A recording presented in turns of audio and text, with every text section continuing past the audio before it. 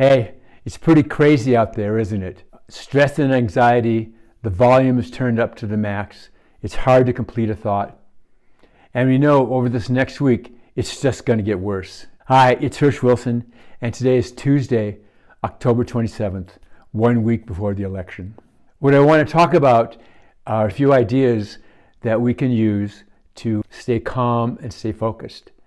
Now, the first thing is to understand it's okay to be anxious. These are stressful times. This is the most stressful week we've had since the beginning of the pandemic in March. So don't stand around grinding your teeth, not getting any sleep, and saying to yourself, I'm not anxious. It's okay. It's not a sign of weakness to be anxious right now. In times like this, it's important to have some strategies to fall back on to help with your anxiety and with your stress. And that's what I want to talk about a little bit today. First, for me, I try to keep my perspective. I lean a lot on history and on the stories of our ancestors and what they went through to help keep me grounded. And the story I'm thinking about this week happened in 1944 during the Second World War. And it's told through the perspective of my grandmother, Cece, who was 29 years old and a mom at that time. Like almost every family in the country, they had a map of Europe on their wall. And every evening, they would listen to Walter Cronkite or Edward R. Murrow about the progress of the American troops in France. And she would take a pin and she'd pin the town where the different armies were. And that's how they kept track. Moving the pin became a daily ritual. It's important to remember two things about that period of time. First, defeating the Germans was not a foregone conclusion. Even General Eisenhower, when he launched D-Day, he had two speeches ready for the day after D-Day.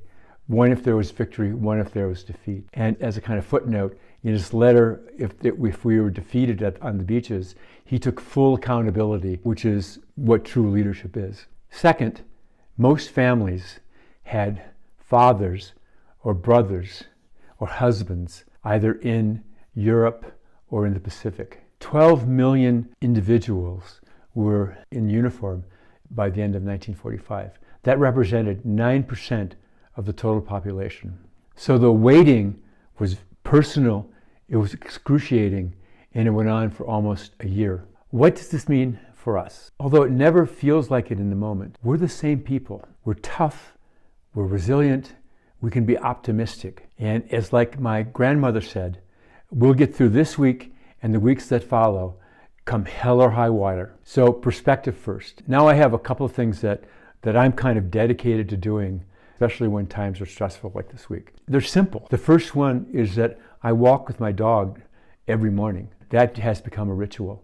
And I've noticed that walking with the dog is, in a way, this sounds strange, it's like walking with a wiser and older person. Dogs are incredibly focused in the moment. And if you try to look at the walk through the eyes of your dogs, you get caught into that. They focus on the scents, they focus on the sights, they think of nothing else other than this walk.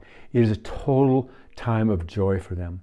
Every time I get distracted and start thinking about poll numbers, I just bring my attention back to seeing the walk through Maisie, our dog's eyes. Next, it's probably a good idea over the next 2 weeks, assuming that the election is not called on November 3rd, to limit the amount of news and social media you consume.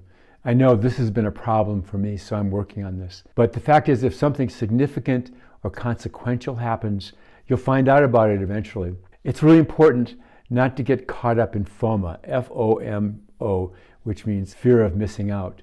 We'll find out eventually. We don't have to know what's going on every second. And getting away from that source of anxiety can really help us reduce our stress. I shoot for a bit of news in the morning. While I'm working, I go on total blackout until a little bit in the evening when I usually get sucked in for a bit. But it really makes a difference when I'm not paying attention to the news, how much calmer I am. Next, my grandmother would tell me in tough times to stay busy. That's what got her through the Depression. She said that when you're busy, you don't have time to worry. You don't have time to ask those speculative questions or the what if questions. So stay busy. Get up in the morning, do something, stay busy. Don't, she would tell me, work yourself into a tizzy by sitting around and just thinking. Finally, I'm going to have our house full of music and comedy and dancing, even if I'm dancing alone. Lots of it. Humor, as we've learned on the fire department through generations, is the antidote to stress. So those are my ideas for getting through the next couple of weeks. They're simple and practical, but it's important now to take on a practice to keep us sane. So be brave, be kind, fight fires, and get out there and vote.